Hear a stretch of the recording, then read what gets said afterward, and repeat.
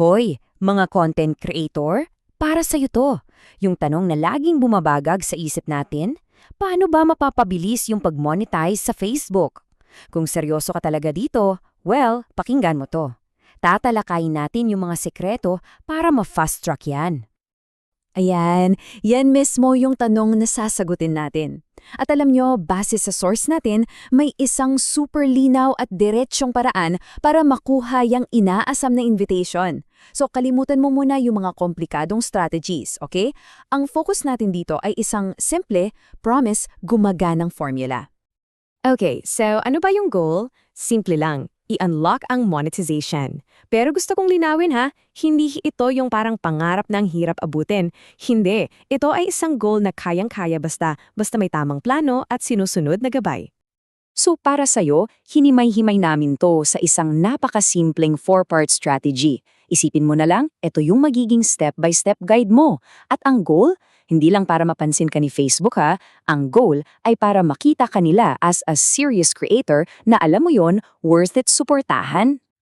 Alright, let's get to the good part. Yung pinaka-core ng usapan natin, yung daily habits.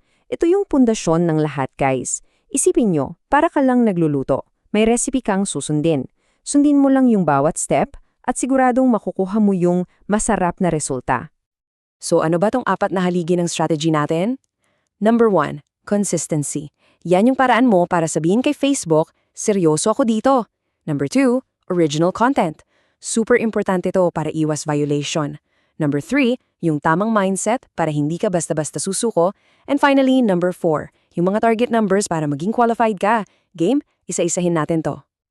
Una-una sa lahat, simple lang. Huwag kang mawawala. Manatili kang active. Yan yung pinakamalakas na signal na pwede mong ipadala sa algorithm ng Facebook. Kailangan nilang makita na yung page mo buhay na buhay, hindi natutulog. Dapat laging gumagalaw, laging may bagong content.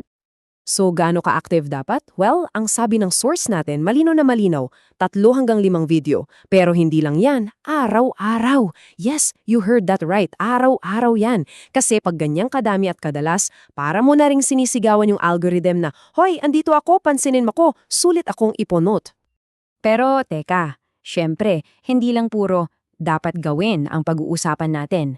Actually, mas importante pang ang malaman mo, yung mga bawal.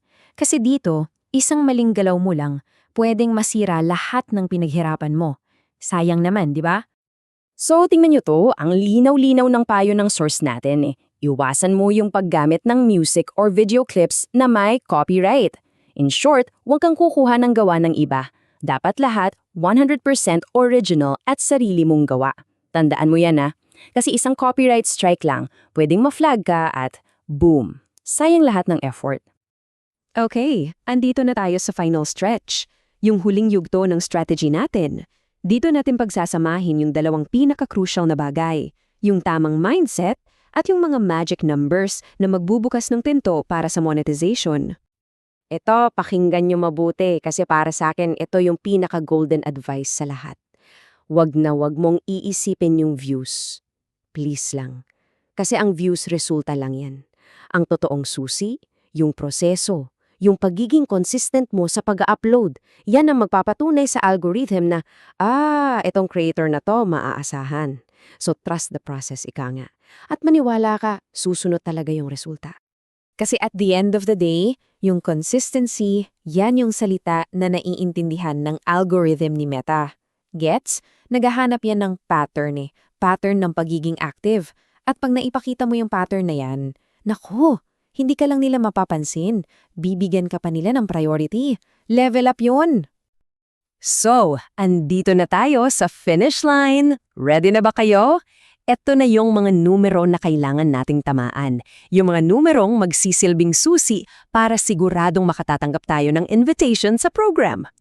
Unang numero, ang kailangan mong maabot ay 5,000 Followers, tama. 5,000 followers, yan yung unang major milestone mo. Ito na yung patunay na meron ka ng community na sumusubaybay sa'yo. Okay, next, ang pangalawang numero, 60,000. Total minutes viewed. Ayan.